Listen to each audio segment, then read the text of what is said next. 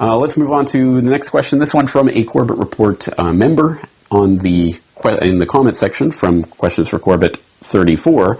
S.C. Pat writes, I know that you have identified with the life philosophy of voluntarism, where interaction between people is through voluntary participation. I would like to hear your defense of voluntarism in regards to law and order in a voluntary society.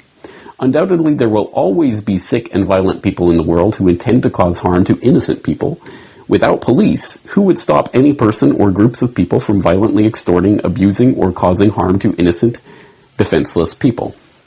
Thank you very much for this question, SC Pat, because it addresses what I think is a fundamental misconception of voluntarism and free society that many, many, many people have. And I understand why, because most people have never even tried to think about what a free society is, let alone how it would be done. And I'm not saying that in a condescending way. I know that this is the first thing, including myself, a lot of people have when they first get into this, and they often start with that misconception that there would be no such thing as a police-type force or a police-type organization in a free society. In fact, there would be. More on that in a second, but firstly, I should thank some of the Corbett Report members who were doing some of the back and forth and answering the questions in the comment section. I love to see that. So Dan Man Ultra responds to SC Pat by pointing out that police don't really stop crime, usually. They generally investigate it after the fact, if you're lucky. And I'm sure everyone, including myself, has had some experience of having had a crime committed against them and the police not even, saying that, okay, we'll record it, but we can't do anything about it. In my case, I was parking at West Edmonton Mall because when I was originally coming to Japan and I had to get my visa and there was a consulate in Edmonton or something like that, I'm a Calgarian, so I was in Edmonton, which is enemy territory, as it were, for Calgarians in the friendly, loving rivalry between Calgary and Edmonton. So I was there and I was parked in West Edmonton Mall's parking lot for a few hours, and when I came back, my car had been smashed, the window had been smashed, broken into. Nothing was taken that I remember. There was really nothing in there, but they didn't try to take the stereo or anything like that. It was just, I think, random smashing of windows. I don't remember anything being gone. And I remember at that point thinking, well, what do I do? Nothing's really missing. It's just a smashed out window. I mean, clearly it was done. It was intentional, but I thought, well, did I have a camera or something? So I went to the parking lot attendant. They're like, we have a camera, but not on this particular spot, so we don't know. And I said, well, what can we do? And he said, well, I can call the police. They can come take a report. So we did, waited for the police. They came, took the report, and did absolutely nothing. They said, well, okay, we'll take the details, but we're not going to investigate. Okay, thank you. So I'm sure everyone in the crowd has some example of that where police not only don't stop the crime, they don't even investigate it. And we've talked about it on New World Next Week of entire towns saying, where the police chief or the sheriff is saying, you know what, you guys better defend yourselves because we can't do it for you. Craziness like that. That's one point to be made. Another point, Tyler.c opines, I would love to pay to have a security force for my area where, if I wanted to, I could have a security employee fired for doing their job incorrectly or abusing their position in the community. What an incredibly important point, because we know that we live in a world of absolutely insane police abuse and violence that is inflicted on the public, with essentially nothing that can be done about it. People can get angry about it, people can even protest about it, but ultimately it does not change the fundamental fact that at the very best, the most you can hope for is that some police officer is going to get paid leave while they get investigated and then ultimately, inevitably exonerated by the police department for their abuse. And we do not have to, dig through mountains of news stories to find this. It is literally raining from the skies every single day. Just from this week alone, here are some of the headlines along those lines. Cop charged for punching elderly bathroom attendant because the water was too cold. Man beaten by cop in viral jaywalking video. Beaten again, stripped naked, and mocked by cops. Cop who broke elderly vet's ribs caught on video again attacking innocent grandpa. And, oh, my favorite, I guess, from the past week.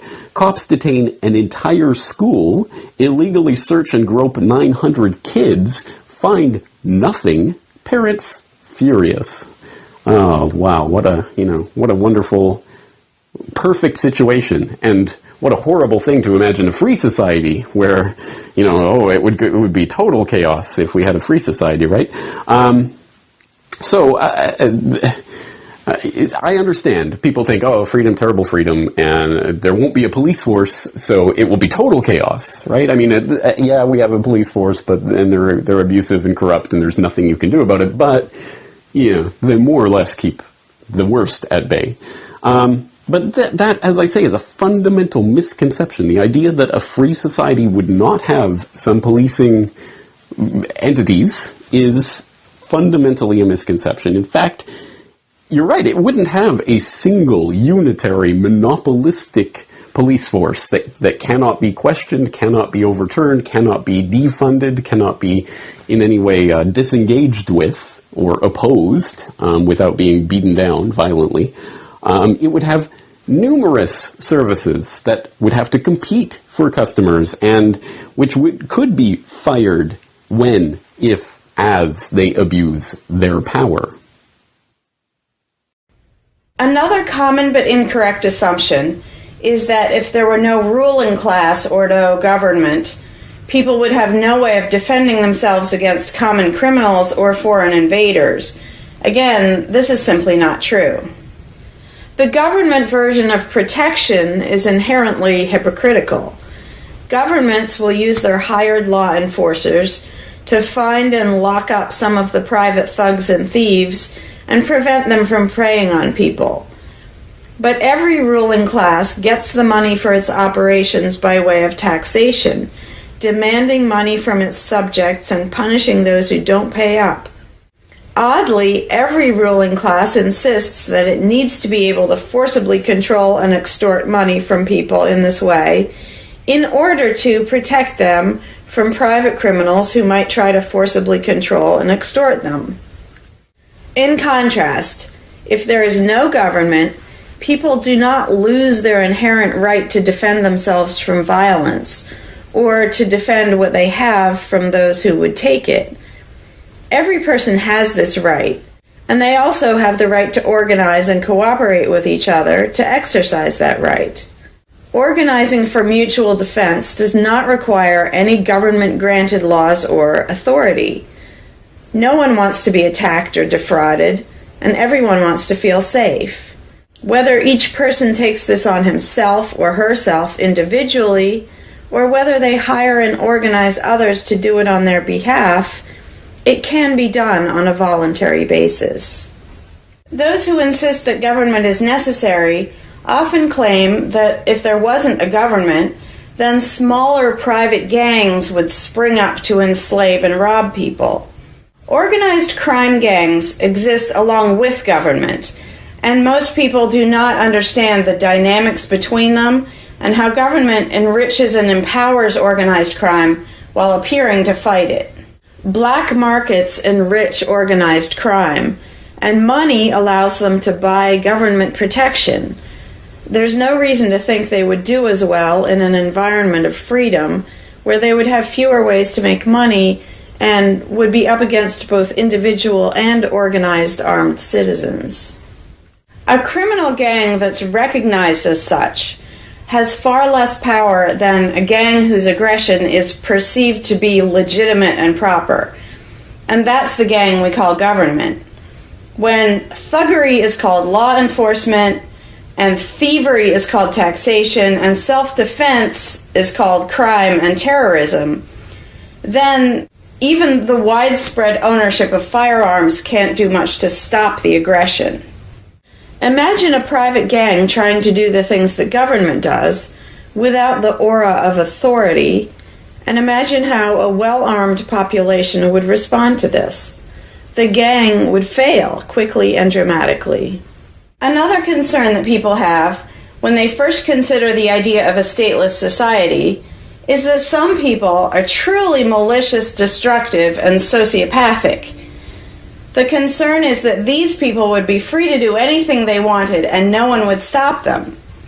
But this concern is again based on a basic misunderstanding of human nature. Wherever we have a government ruling class, we still have freelance thieves and thugs who are not deterred by the laws of the politicians. In some instances, they're stopped by force by the police, or they decide not to commit a crime for fear of what the police might do to them. What makes this deterrence work is not the legislation or the official badges, but the simple threat of harm to the sociopath. It really makes no difference whether the threat comes from the police, or another citizen, or even another criminal. A sociopath doesn't care about laws or social rules. He cares about avoiding pain and hardship for himself. This is still true when a government ruling class is not involved at all. If the intended target of a would-be carjacker pulls out a gun, it doesn't make any difference to the carjacker whether that person has a badge or whether there's a law against taking people's cars. Discouraging nasty people from hurting others does not require special authority, only the ability to use defensive force. Ironically, though people hope that government will protect them, having a government, a gang which is believed to have the right to tax and control people, just creates one gang so big and powerful that normal people can't resist it. In short, to create a huge gang and then give it societal permission to control and extort people with the hope that this gang will prevent theft and thuggery is simply a self-contradictory idea, but that's what government always is.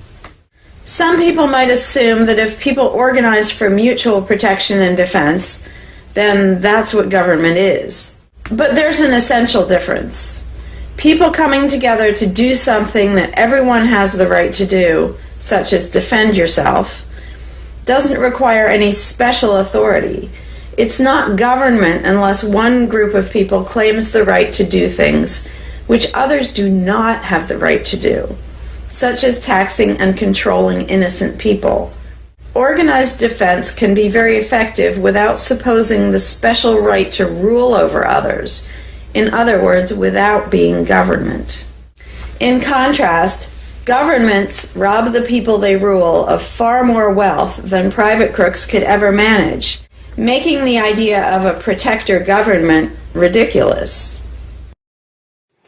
All right, there are many other issues that are raised here and objections that will be raised and countering back and forth, but this entire podcast is not devoted to this one question alone, so I'll leave it there. But of course, I would suggest you watch that full video, which I just played a little clip from, so that you can find out some of the other objections, the very most common objections to anarchism.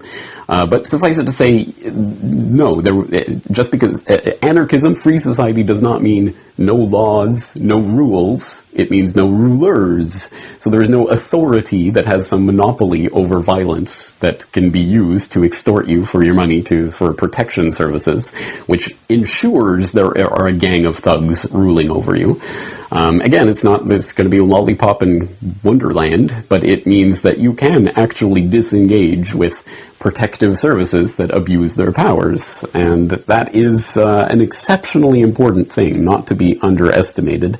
But obviously, this is a huge topic and needs a lot more fleshing out. For those who would like a more academic analysis of this, I would once again recommend previous Corbett Report guest Gary Chartier's book, Anarchy and Legal Order, Law and Politics for a Stateless Society, where you can find a more lengthy and thorough and academic discussion of these types of subjects. But again, thank you for raising the question, SC Pat, because it's one that a lot of people have, and we'll have to continue talking about it in the future, I'm sure.